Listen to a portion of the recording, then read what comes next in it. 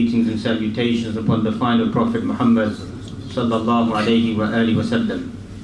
In the previous khutbah, bifadlillahi subhanahu wa ta'ala, we highlighted the importance of Ramadan being waqtul tabdeel or waqtul tahir.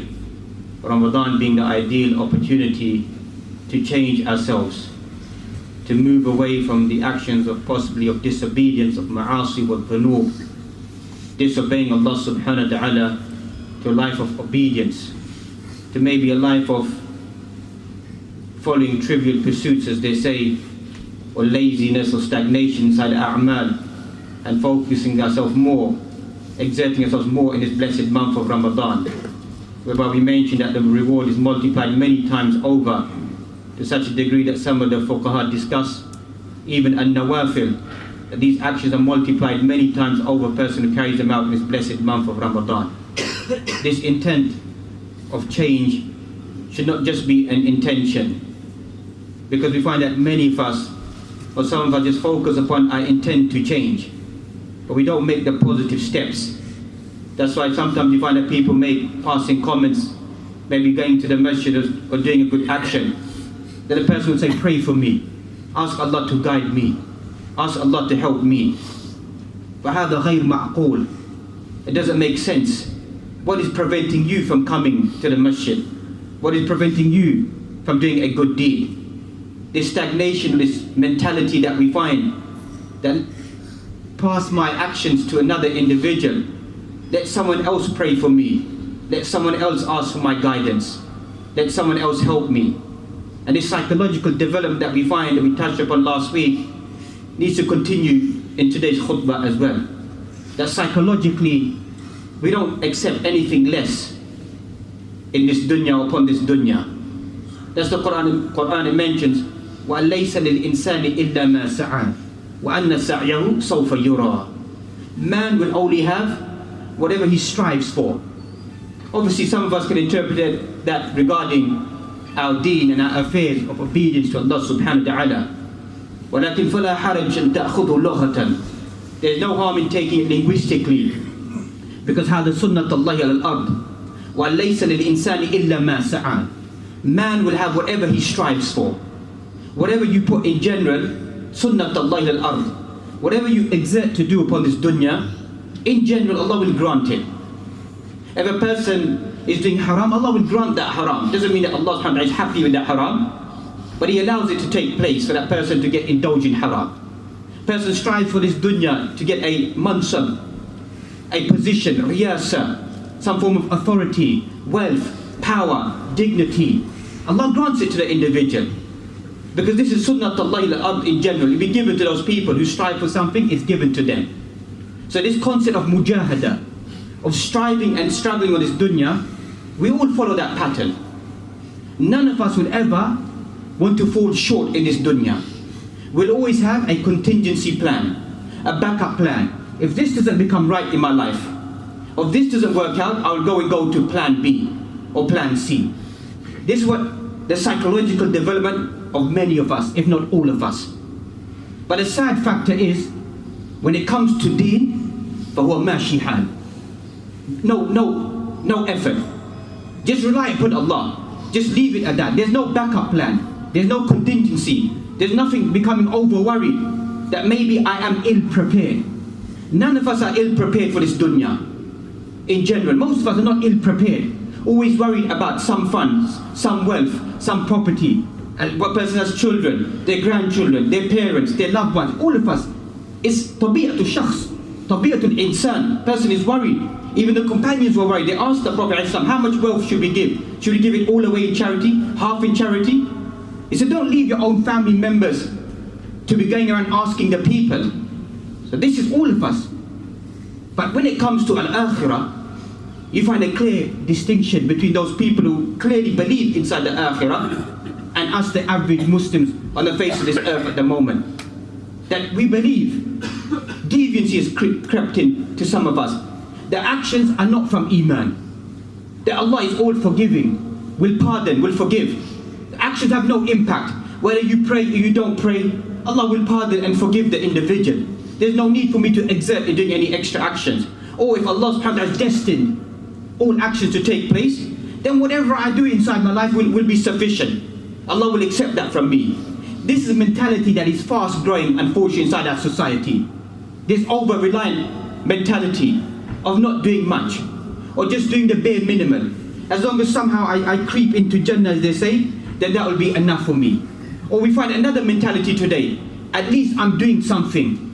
At least I just prayed my Jum'ah. At least I just wore, may Allah excuse me for such words, a skimpy hijab on my head. Or just drew a little facial hair and said, this is my beard in Ramadan. At least I'm doing something. This mentality is a lost mentality.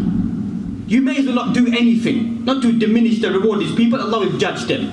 But if this is the psyche of the person, if this is the mentality of the person, it's flawed. It's a flawed vision towards al-akhirah. Allah will judge these people. But this mentality, at least I'm doing something. Look at the people around us. We shouldn't be worried about the people around us. We all know what we need to do. There's selfishness, as we began with, about the dunya. Do we look at the people around us? Do we see a person squandering their wealth, wasting their wealth, losing their wealth? Do we say, well, I may as well just do the bare minimum? Or does a person outsmart that person? Or outsmart their own self to think, you know, I shouldn't be making those mistakes. I shouldn't be investing my money in that manner. That's what a smart person does. And for the akhirah, the person becomes even more smart. The person doesn't look down at those individuals. Allah asks inside one's heart to guide these individuals, to bless these individuals. But an intelligent individual is the one who sees the mistakes of society, sees the mistakes of people, وَحَتَّى sees mistakes of the aqarib, mistakes of the loved ones around them. Maybe some of our parents, the loved ones around us, that they fell short in certain things. The person thinks that in my life, well, my parents never got to perform Hajj. Why should I delay it? Why should I stagnate it? Maybe my parents never used to offer so vigilantly the 5 daily prayers inside their life. Why should I have that approach? Just like in the approach that most of us, we see our parents made certain mistakes living inside this environment in terms of investment and wealth or whatever it may be. And the person thinks that now I'm more intelligent than them. But in the akhirah, most of us fail to become intelligent and working towards akhirah. And thus we find that why do we find such statements inside the Quran about a'mal inside the Quran? حتى إذا جاء أحدهم الموت قال رب ارجعون لعلي أعمل صالحا فيما تركت. How will it be when death comes to an individual? And we find inside these ayat, inside Surah Al-Mu'minun, speaking about the believers. When death will come to an individual, person say, رب ارجعون لعلي أعمل صالحا فيما تركت. So I can come back and do some actions in this world. Why is this person lamenting? Why is this person saying now at this moment in time, give me respite. Give me the opportunity to come down to this world. لعلي أعمل صالحا فيما تركت كلا إنها كلمة هو قائلها ومن وراء برزخ حتى يوم يبعثون. That you find that these are only empty words. Empty words, vain. These are vain words. They have no meaning now. And between them and the akhirah, between them and returning to this dunya, is a barzakh that exists there, and they will be in that state until the day of resurrection. So this is the person is crying out, is asking Allah, give me the opportunity to come back to this earth. Another passage in the Quran that we find, speaking about something very similar to this. من قبل أن يأتي أحدكم الموت فيقول ربي لولا أخرتني إلى أجل قريب فأصدق وأكون من الصالحين ولن يؤخر الله نفسا إذا جاء أجلها والله خبير بما تعملون. Similar verse that we find. Person will say, oh my Lord, when death comes to the individual, this person فيقول ربي لولا أخرتني إلى أجل قريب. Give me some respite, some more time, give me some more time in this dunya. فَأَصَّدَّقَ, give some charity, and I become amongst the pious individuals. وَلَنْ يُؤَخِّرَ اللَّهُ نَفْسًا إِذَا جَاءَ أَجَلُهَا. Allah will never give respite, never delay an individual. Allah never takes, another psychic concept we find, Allah never takes anybody too early or too late in their life. كِتَابٌ مُؤَجَّلٌ. Everything is destined for every single individual. No one dies too young, no one dies too late. It's all destined by Allah subhanahu wa ta'ala. So this person wants to come back.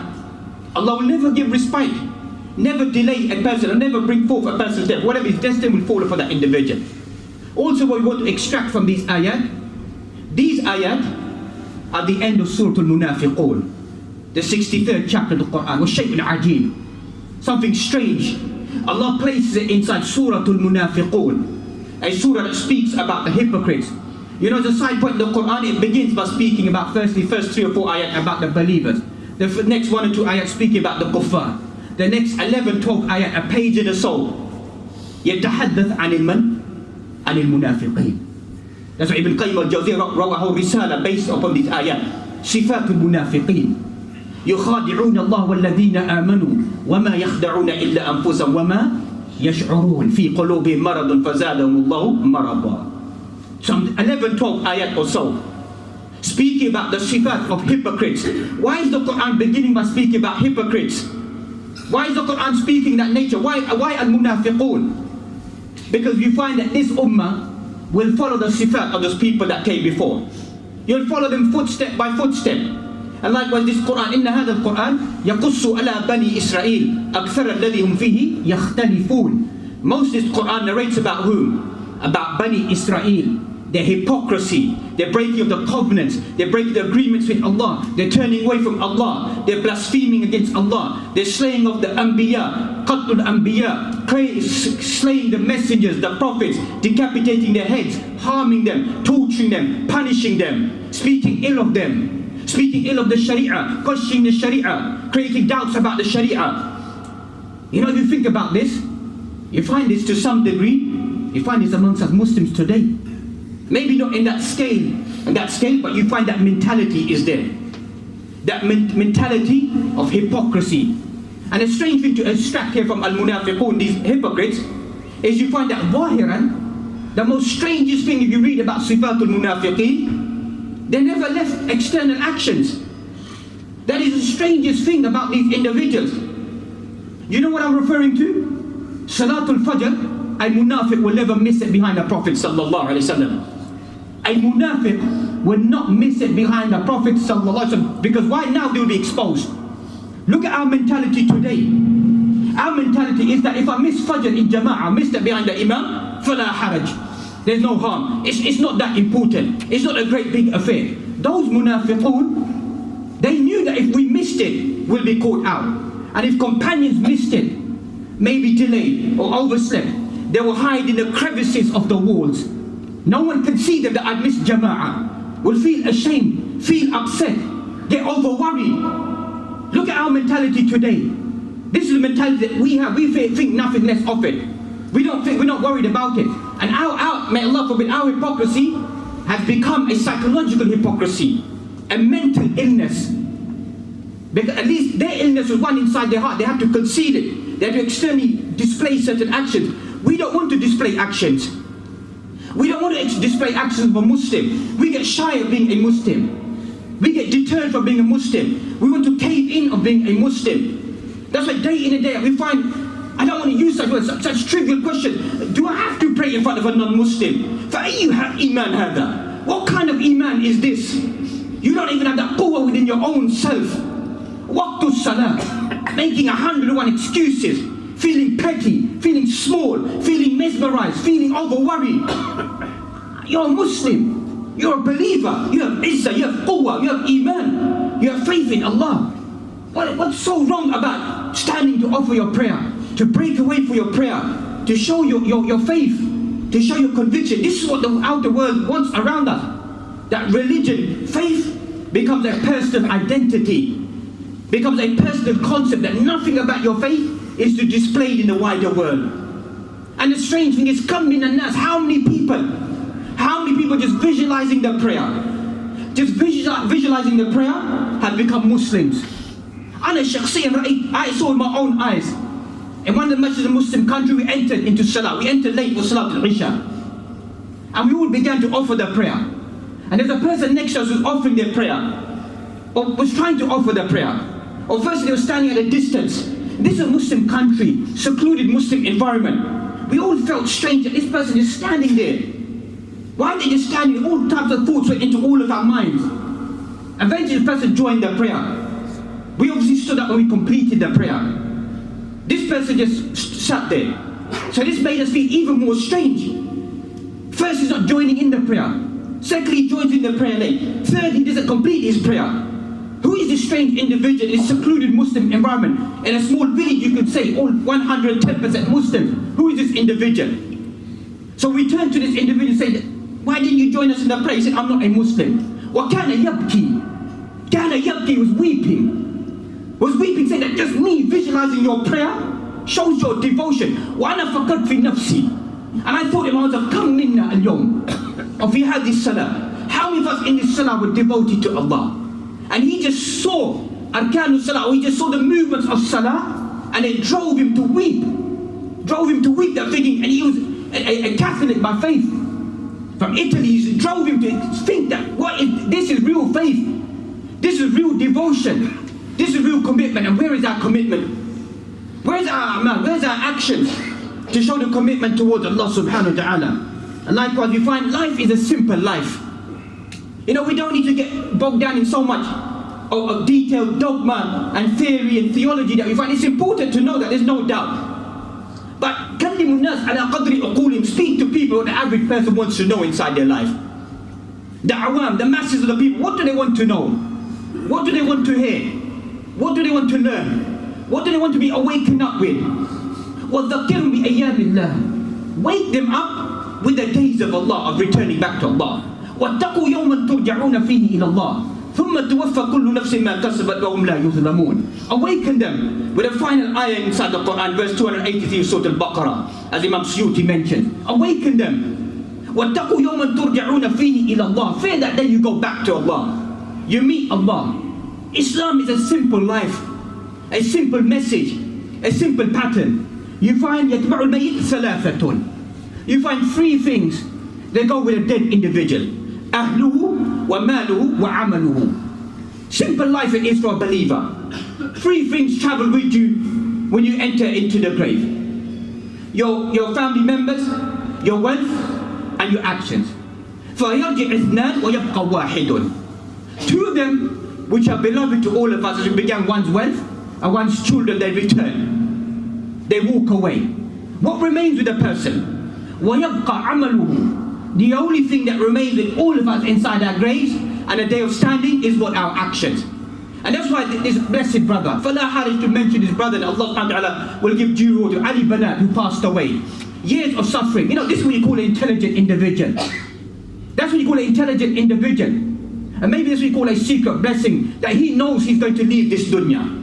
We don't know when we're going to leave this dunya, but possibly he's outsmarted all of us, that he knows that I'm leaving this dunya. So let me get prepared, equip myself to meet Allah subhanahu wa ta'ala. There's nothing to be sad about for him, bi'idhnillah ta'ala. There's nothing to be sad about, because Allah gave him the opportunity to know what he's doing. We should be sad. I don't know what's going to happen to me with my life. You don't know what's going to happen to you with yourself, with your lives. None of us know. But at least that we can do is awaken ourselves and begin to plan our life towards those actions that will benefit us. وَيَبْقَى عَمَلُهُ. The only thing that remains for the person will be the actions. احرص على ما ينفعك. It's a hadith in Sahih Muslim. Seek, hasten, rush, preserve, do things, hasten, do things. ما ينفعك, that which will benefit you. بادروا بالأعمال. Then the hadith you find race in doing good actions. A passage in the Quran, فَاسْتَبِقُوا الْخَيْرَاتِ. Challenge one another, race with one another, compete with one another in doing good deeds coming towards Allah subhanahu wa ta'ala. And don't become reliant on, as we mentioned, about the mercy of Allah. Or people try to use this hadith. That's why I said we have an intellectual sickness. We Muslims, we know most of us, we know ahadith, we know Quran. That's why you find these ta'wilat. Ta'wilat, interpretation existed before, where deviant interpretations with possibly no real intent. There was possibly no real intent. Maybe just reading through, as they say, Greek logic and other texts and books, they made certain fallacies, made certain mistakes. But some of us, our mistakes are intentful. We make ta'wilat, we try to then hide behind them. A sickness in the mind that we find. If I listen to music, it doesn't really affect me. If I take drugs, it doesn't affect me. If I sit with a strange woman, it doesn't affect me. That's not really zina. If I take riba, I'm not doing riba what the world is doing. It's a different form of riba. I'm trying to take care of my business. I'm trying to help Muslims. Then you find another deeper intellectual sickness. That if I steal, if I rob from the kuffar, if I harm them, then I'm trying to do a good cause. I'm helping the Muslims out there in the Muslim world.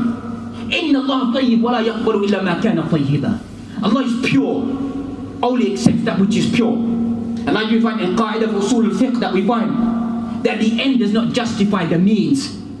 Just because you do haram and say at the end I give it to the people to help them, or give it to such people, that doesn't justify it. What is haram, that's it. You can't do it. But we find this intellectual sickness that we find developing more and more inside our minds. That Allah subhanahu wa ta'ala knows what's inside my heart. Allah will judge me. Yes, that's right, Allah will judge all of us.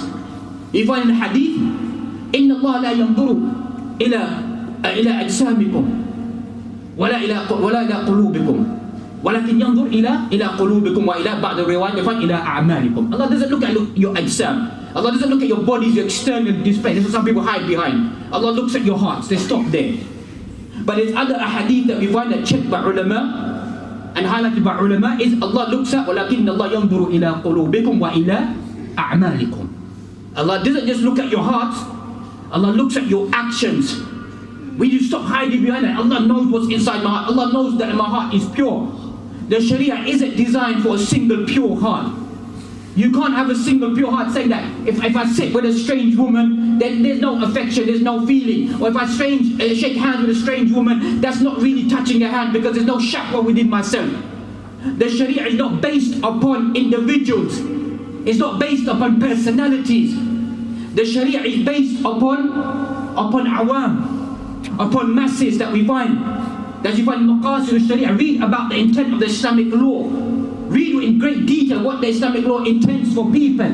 It's not designed that people can bypass the law. It's not designed that some people escape the law, that some people become special identities or entities, that the law doesn't apply to them. It's one for everyone. That everyone person shares, that everyone falls underneath it and tries their best to exert it. There may be some minor exceptions for a woman who's come to an old age to maybe display some element of her beauty, but even in the Quran encourages for her to hide her beauty. It's better for her. So there may be some exceptions that exist there, which can be used. But you can read into the parameters why they exist for a woman who's gone beyond the age of marriage, an elderly woman, etc. that we find, or a man gone beyond vigor, beyond any passion, that some things could be there that could be allowed for the person. But even then we find a person needs to be vigilant inside the life, vigilant of the actions and observance towards Allah subhanahu wa ta'ala. And that's what we find hiding behind this hadith. That if your actions, they mean nothing to Allah subhanahu wa ta'ala, paraphrasing the hadith, but rather it's the mercy of Allah. And none of your actions will get you to paradise. Well, even you, Ya Rasulullah, will your actions not get you to paradise? Said, no, not even you. Unless Allah subhanahu wa ta'ala enshrouds me with His mercy. So people try to hide behind this hadith and say that the mercy of Allah will cover us, will enshroud us. We don't need to do these actions. Ulama of hadith have dissected this hadith and they explain this hadith in various forms. Amongst those forms that come to mind is firstly, that the concept of mercy here means, if you used to take your actions and to compare it to the mercy of Allah, then your actions have no value at all. No matter how many years of service you've done to Allah, if you take it and compare it to the mercy of Allah, it has no value. So you can't rely on your actions in that sense, to think that your actions in barter, in exchange, are weighable to the mercy of Allah, are weighable for you to be given something by Allah subhanahu wa ta'ala, because they're not. Because the mercy of Allah far encompasses our actions. وَإِن تَعُدُّوا نِعْمَةَ اللَّهِ لَا تُحْصُوهَا. If you to count the mercy of Allah, you cannot enumerate and count them. And some ulama mention when you go to count them, لِكُلِّ نَفَسٍ, every time you breathe it's another blessing. So you can't count the blessings of Allah subhanahu wa ta'ala. فَبِأَيِّ آلَاءِ رَبِّكُمَا تُكَذِّبَانِ. Inside Surah Al-Rahman, the 55th chapter of Quran, some 86 or so ayat that we find. How many times does Allah subhanahu wa ta'ala repeat? فَبِأَيِّ آلَاءِ رَبِّكُمَا تُكَذِّبَانِ? More than 30 times. More than 30 times. Which of the blessings of your Lord can you reject? Which of them can you reject? Ya ayyuhal ins wal jinn. Not just this world, the world of the jinn. What can you reject? Some ulama tafsir that they mentioned, that every time this was mentioned, the jinn began to affirm it, that we don't reject the blessings of Allah. But we, innal insana la kafur. But man is rejecting. Man is ungrateful.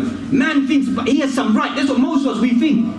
Another mentality that we have, we think we deserve paradise. That's what we think. We think that what we do inside our life, by default we should be given paradise. You find ibadah. The Prophet ﷺ, if there is any individual, and there is only one individual after all the rest of the messages and prophets from our ummah, is the Prophet ﷺ, the seal of the prophets, of prophethood, is guaranteed paradise. Is guaranteed paradise. Doors of Jannah will open up when he comes there. Doors of Jannah actually opened before when he travelled to the night journey. When they asked who was there, and they said, we've only been told to open the custodian for the Prophet sallallahu alaihi wasallam. But you know, if you read through his life, laysa ajab ajaib. You don't find a strange thing, you find many strange things. وَاعْبُدْ رَبَّكَ حَتَّى يَأْتِيَكَ الْيَقِينَ. End of Surah Al-Hijr, the 15th chapter of the Quran. وَاعْبُدْ رَبَّكَ حَتَّى يَأْتِيَكَ الْيَقِينَ. Worship your Lord until al-yaqeen comes to you. Al-yaqeen huna bima'na al-maut. He's addressing the Prophet that carry on. Look at us. I prayed taraweeh, let me rest. I prayed fajr, let me rest. I prayed my Jum'ah, that's good for me. I've done my Hajj, that's good for me. This is our capacity. And then we dream about lofty aspirations. We dream about the best place, the highest place, the best reward. The best reward is given to exertion. وَلَيْسَ لِلْإِنسَانِ إِلَّا مَا سَعَى. The more the person exerts towards the akhirah, towards Allah subhanahu wa ta'ala. وَاذْكُرِ اسْمَ رَبِّكَ وَتَبَتَّلْ إِلَيْهِ تَبْتِيلًا. Remember your Lord and be focused and be committed towards your Lord, a complete devotion. So not just any form of worship, but a complete devotion. Here inside this ayat is Surah Al-Muzammil. قُمِ اللَّيْلَ إِلَّا قَلِيلًا. Ulama Tafasir mentioned that Qiyamul Layl was what? Was fard for the Prophet sallallahu alaihi wasallam. Was an obligation. Every night he would pray. Look at us. Excuse the words linguistically, moaning and groaning about Salatul Taraweeh. Complaining about it. Why is it so lengthy? Why is it so long? Do we have to read a juz? Ya ayyuhal ikhwa, Salatul Taraweeh, yes, there's no doubt. It's a sunnah muakkada, highly recommended. But ulama mentioned there should be a justified excuse for you to miss it. That you're possibly traveling, or you have some genuine work commitments the following day, or some family commitments. The person shouldn't avoid it. That shows once again a mentality that we find the frivolous of excuses that we have. That I can't come for Taraweeh today. I'm just feeling slightly tired, I just want to rest. Whatever excuse it may be, or I have to do this the following day. Wallahi, you find the nishat, the activity of the night prayer, it gives you strength. دَعْوُ الصَّالِحِينَ فِي مَا كَانَ قَبْلَكُمْ. You find the way of the pious people before was this Qiyamul Layl. You know, some of us when we're young, we don't understand it. But you find that the more the person travels inside their life and their journey towards Allah subhanahu wa ta'ala, you find that quwwah and strength comes via spirituality. You know, that's what some of us fail to understand. A person can physically maybe train their body and it's something good, there's no doubt. But real strength is spirituality. Real strength is spirituality within the heart, the mind, the devotion. That's why we find that some of the companions may have a bodily structure that people may look at them. When a companion has skinny calves and some of the companions wanted to make a joke about his calves. So the weight of these calves is mighty on the day of judgment of actions of this individual that we find. Bilal, radiallahu ta'ala anhu, read his sifat, his characteristics, wasn't the most beautiful of people. But what do you find? Bilal, radiallahu ta'ala anhu, what do we find about him? Every time he performed wudu, what would he do? He would read 2 rak'ah, units of prayer. The Prophet ﷺ said that I heard your footsteps in Jannah. How can the Prophet ﷺ hear his footsteps in Jannah? What's up that? What's special that you're doing? That I heard your footsteps inside Jannah. There's nothing special that I do in my life. Except that every time I perform wudu, I offer 2 units of prayer. Where are we from this? Where's our life from this? And day in and day out, it's only sunnah. Just go and we find brothers talking for an hour outside between Maghrib and Isha. No sunnah prayed after Maghrib. No sunnah prayed after Isha. Now even you find 2 sunnahs before Fajr that you find. As you find in the Ahnaf, you find strong kalimat. And the fuqahahim. Even the Imam is praying. Even if you have to miss one rak'ah, make sure you pray your 2 sunnah. Even though it's not the qawl rajih, but it shows the emphasis based upon what? Hadith inside Sahih Muslim. The 2 units sunnah before Fajr is better than the dunya wa ma alayha wa ma fiha. than the world and whatever it contains. That's how a person should feel about the sunnah of Fajr. That was sunnah the rest of the day as well that we find. But should be focused about that inside their life. These are a'mal, actions that increase the khayr of the individual. وأقول قولي هذا وأستغفر الله لي ولكم ولجميع المسلمين فاستغفروه إنه الغفور الرحيم.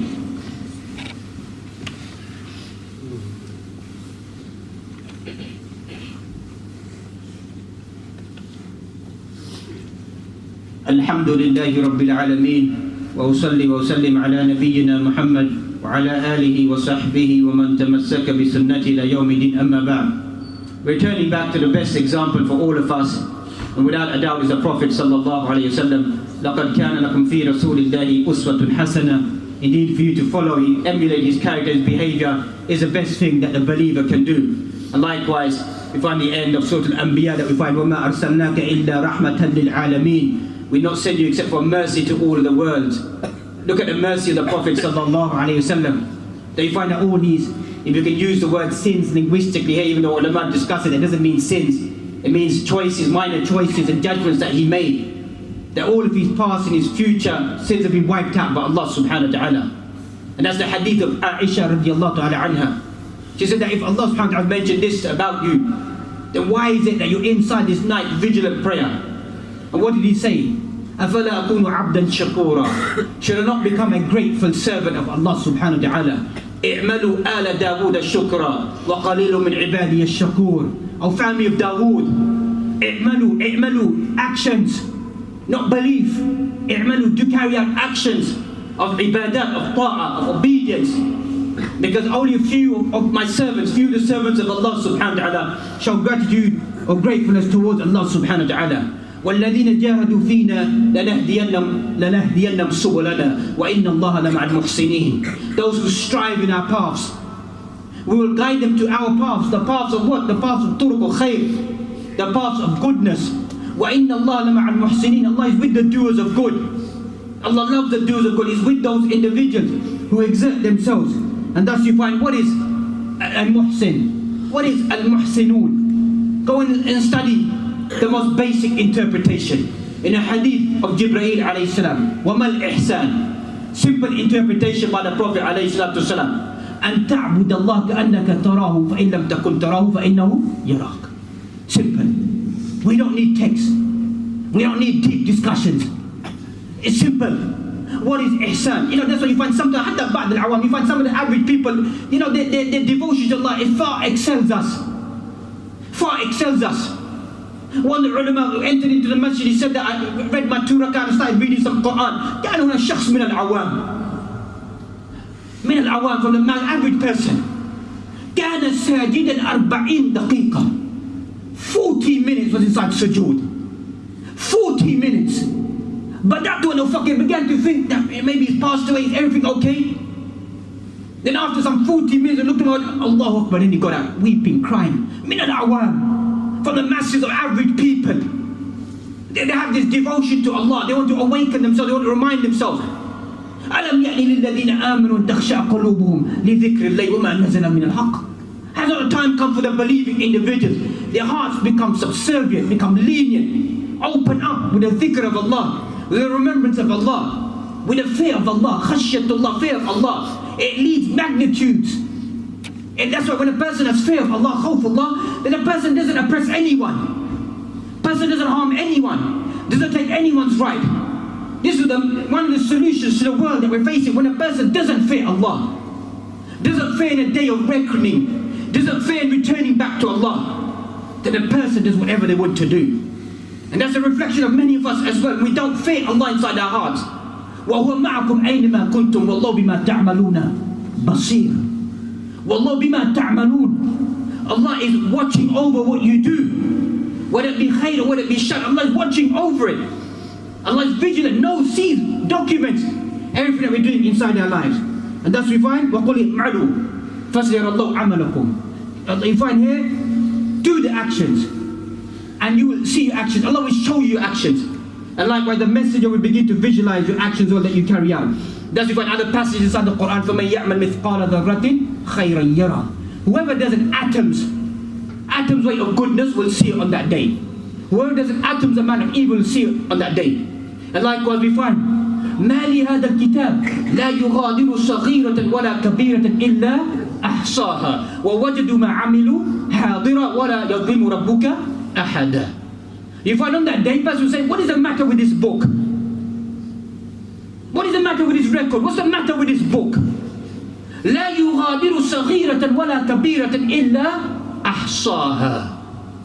Any small minute thing I've done in my life, any major thing I've done in my life, has been documented. Has been documented, that's it, written down. And your Lord does not oppress any individual. And thus we find, in final conclusion, before we look at some of these bigger actions, and we have to speak openly. Many of you speak about these bigger actions, these bigger phenomena that we find, we're going to achieve this, we're going to do that. Let us build on grassroots. As we mentioned, that worry about what will take place immediately around us. But the mentality of worrying about the world around it is a good mentality. La haraj fi dhalik, but to become over worried about that, your life just revolves around that. Your life just revolves about the greater world. And you forget about yourself.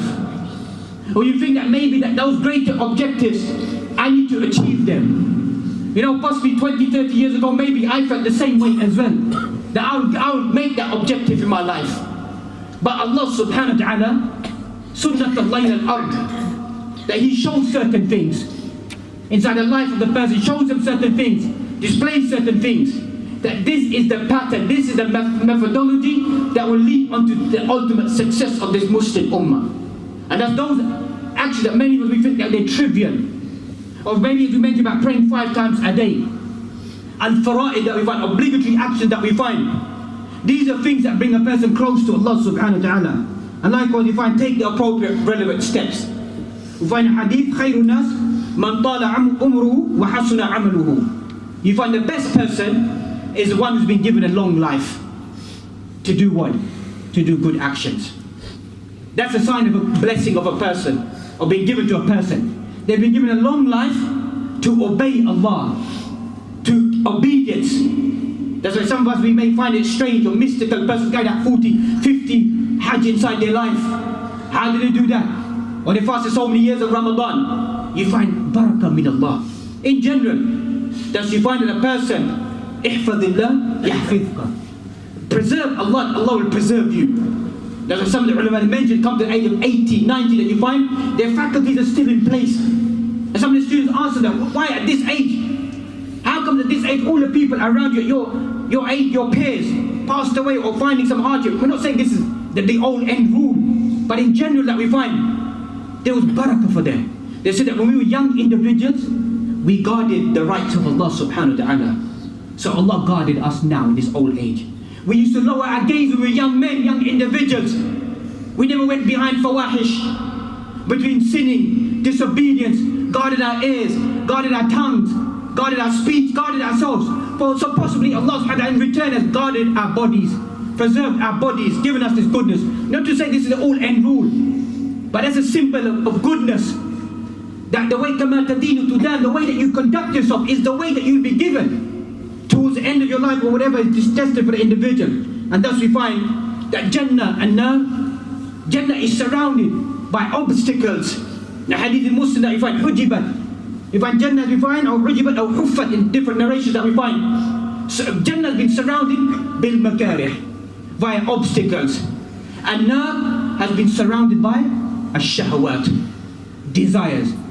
Obstacles, as Imam An-Nawawi explained his hadith from Sahih Muslim highlights, the obstacles, a person needs to overcome obstacles to get into Jannah. Don't dare any of us think that Jannah is just to be walked into. Am hasibtum an tadkhulul Jannah. Do you think you're just going to walk into Jannah? Just going to open up for all of us. There's a path, there's actions, there's objectives, there's aims, there's actions person needs to do to become the people of Jannah. And thus we find amongst these actions, the struggle that we find is as-salah. The prayer that we find, as-salah ba'da as-salah, that we find shows your devotion, shows your commitment, shows you breaking your sleep, shows you breaking away from the dunya, shows you breaking away from your commitments. That's Iman. Iman isn't, as we began, said, I believe in Allah, I know I have to pray, I will pray for me, may Allah guide me. No, that's Iman. To lift yourself up, to awaken yourself, to drag yourself, to drag your soul, till eventually your soul becomes habitual. That, you know what, it sounds strange, your soul awakens you. Your soul awakens you and says it's time to go and pray. It's time for you to serve Allah. That's a level of ihsan, ma natasawwar. That's a level of ihsan that maybe not, some of us will never reach in our life. But when the soul awakens, that's that soul that we find. We said to this soul that return back, Ya ayyatuha an-nafsul mutma'inna, irji'i ila rabbiki radiyatan mardiyya, fadkhuli fi ibadi wadkhuli jannati. Soul in contentment, in peace. You know, our souls within ourselves are broken, are fractured, are lost. Bayna dunya wal akhirah, bayna ladha, between sweetness of this dunya, between temptation of this dunya and the akhirah. The person needs to break the soul, break it within themselves, and the soul only becomes a yearning desire of an akhirah. That's what the soul wants to achieve, and it begins to drag our bodily structures towards the akhirah. And thus we find likewise an amr bil ma'ruf wa nahi anil munkar. Nobody wants to order the good and forbid the evil. Do you really think that you find ai.imma want to come out and order the good and forbid the evil? Do you really think that we want to go and say to another individual, do this and don't do that? Do you think that a person finds some passion in doing that?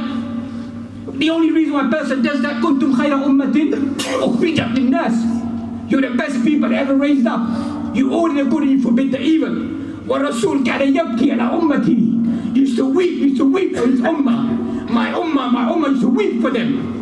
That's you find his parable is given, a hadith in Sahih Bukhari. The fire is ignited, you find the flies and the moths go into that fire. He said, this is the parable of mankind. Most of mankind from Masirum ila nar. Most people are going to the nar, going to the fire. I'm trying to stop them. I'm trying to prevent them. I'm trying to grab them. But they overcome me, enter into the fire. That's all that drives the person. That's what the Quran inspires the person to come out, to sacrifice their life, to sacrifice their time, sacrifice their family members for that purpose. How do you think they have a conviction inside their heart? They have a belief, and Allah will place that inside certain individuals' hearts. You place it inside their hearts that there will be always parameters of the faith will be protected. It has to be a physical action. It can't be just a momentarily speech that we find. Somebody has to physically protect parameters that exist inside Islam, have to exist there. And we shouldn't shy away from that fact. Because that's what Al-Din teaches us. A life of action that we find. And as we find that in conclusion, all of us are close to Jannah. And all of us are close to the hellfire. As you find every single one of us that we find is as close to the hellfire like his right shoe or his shoelace. And each of us is close to the hellfire like his left shoelace. وَطُرُقُ الْخَيْرِ are many. Paths of goodness are many. Allah opens up many paths for the believers, for the Muslims. And as we begin this blessed month of Ramadan, opens up many paths for all of us to return back to Allah subhanahu wa ta'ala. And thus we find فَاتَّقُوا اللَّهَ مَسْتَطَعْتُمْ. Fear Allah as much as you can. Throughout your life, try to develop that fear of Allah subhanahu wa ta'ala in the open and the hidden factor. And likewise we find مَنْ عَمِلَ صَالِحًا فَلِنَفْسِهِ وَمَنْ أَسَاءَ فَعَلَيْهَا ثُمَّ إِلَىٰ رَبِّكُمْ تُرْجَعُونَ. Whoever does goodness, فَلِنَفْسِهِ. You do some goodness now in this world, it's for your own benefit. If nothing that helps you inside this world. And likewise you leave something behind. Sadaqa jariyah, ongoing charity. Waladun salih yad'u lahu. A righteous son that prays for you. You know, we should be worried about their education, worried about their life, there's no doubt about that. But what's the best thing that person can leave behind? The best thing they can leave behind is righteous children. That's you find Imam Suyuti mentions in the dua inside the end of Surah Al-Furqan. رَبَّنَا هَبْ لَنَا مِنْ أَزْوَاجِنَا وَذُرِّيَّاتِنَا قُرَّةَ أَعْيُنٍ وَاجْعَلْنَا لِلْمُتَّقِينَ إِمَامًا. Mention قُرَّةُ أَعْيُنٍ أَوَّلًا فِي الدُّنْيَا أَوَّلَ الدُّنْيَا. Sweetness of tenderness of the eyes. Forget about the akhirah. It's in this world. How is it in this world? When you see your loved ones, your parents, your brothers, your sisters, your son, your daughter, your wife, your nephews, your nieces obeying Allah. هذه الطمأنينة ما نتصور. This good feeling inside the heart of the individual. What more can a person ask for? Parents coming and always complaining, my son is doing this, my daughter is doing that. Or strange mentality, just overworried about their education. I'm not saying give up education, but they don't care if they don't pray. They don't care if they don't fast. That doesn't bother them. They don't become overworried about that. And then strangely, some of our children even do muharram and haram, and some parents don't care about that. But when they begin to practice their deen, some parents, may Allah guide them, become obstacles. Why are you praying 5 times a day? I've read it myself intellectually. You say to the children, you don't need prayer. You're intellectually smart enough to pass your exam, to get on with your life. Prayer is just for those people who don't have much of an education, much of a life. We're not talking about non-Muslims, we're talking about our own Muslims. A defeated mentality that you find all comes from non-Muslims, of penetrating the psyche of our mind as we began with, weakening the substance of our faith and our iman. Awaken ourselves in this month of Ramadan, spiritually, awaken ourselves mentally, physically, that we are an ummah, a nation, which is not a weak nation, a weak people, a people to be trampled and to be trodden over. We're a strong nation, a powerful nation, a powerful identity, a powerful personality. That's what we are. A person should feel that within himself. When you defeat your own mentality within yourself, there's no point talking about greater objectives inside your life. There's no point when you're defeated within yourself. When you're strong within yourself, then even if you defeat the world around you, they defeat you. Then what do you find? There's no loss. There's no loss to you. There's no loss to your credentials, because your credentials are with who? With Allah subhanahu wa ta'ala. It's with Allah subhanahu wa ta'ala. Your faith is one that's driven you to come close to Allah subhanahu wa ta'ala. May Allah subhanahu wa ta'ala give us all the tawfiq and ability in His build up to the final 10 days of Ramadan, to begin to exert ourselves, focus ourselves inside our life, begin to reassess our relationship towards Allah subhanahu wa ta'ala, reassess our prayers, our fasting, our obedience, our qira'atul Quran, our life, our amr bil ma'ruf wa nahy anil munkar, our khuluq, our characteristics, our behavior. As we mentioned last week, many of us may do external actions, but we find that our characteristics, we still haven't understood the essence of Islam, of goodness, of kindness, of tolerance, of patience, of forbearance, of overlooking, of forgiving, of showing goodness, showing good words. All these elements that we find is the real teachings of the Quran. May Allah give us and envelop us with all these characteristics.